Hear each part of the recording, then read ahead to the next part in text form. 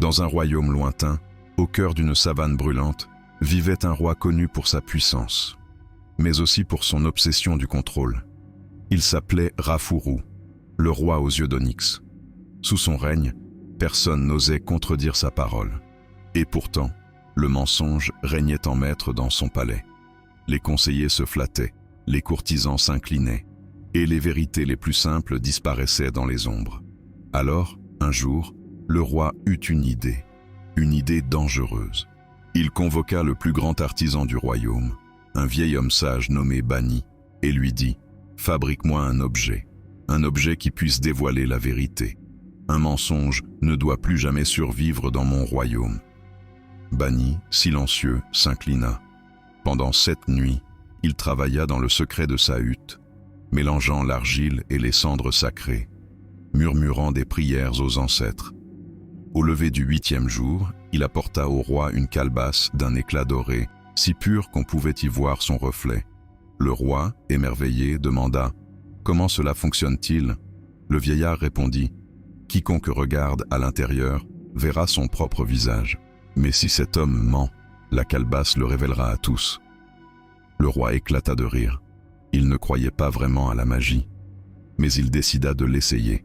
Il ordonna à tout son peuple de venir, un à un, jurer leur sincérité devant la calebasse. Et là, ce fut le chaos. Les voleurs, les menteurs, les traîtres voyaient leurs visages se déformer dans le reflet. Des cris, des pleurs, des fuites. Le roi jubilait. « Enfin !» cria-t-il. « Enfin la vérité régnera dans mon royaume. » Mais les jours passèrent, et le roi devint plus sévère. Il exigea que chaque parole, chaque décision, chaque promesse soit vérifiée par la calebasse. Bientôt, les gens cessèrent de parler. Même ses proches évitaient son regard. Un soir, poussé par la curiosité, le roi appela le vieil artisan Bani. « Vieil homme, dis-moi, que verrais-je, moi, le roi, si je regardais à l'intérieur » Bani baissa la tête. « Je vous le déconseille, Majesté.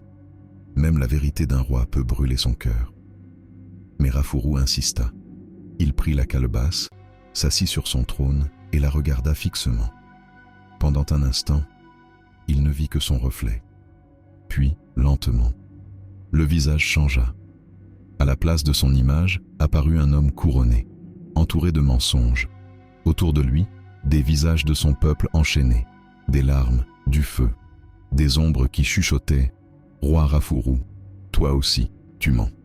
Le roi hurla, jeta la calebasse au sol, elle se brisa en 1000 morceaux. Mais dans les éclats, le reflet de ses fautes continuait de le fixer, jusqu'à son dernier souffle. Depuis ce jour, les anciens racontent, celui qui cherche à juger la vérité des autres doit d'abord regarder la sienne. Morale de l'histoire.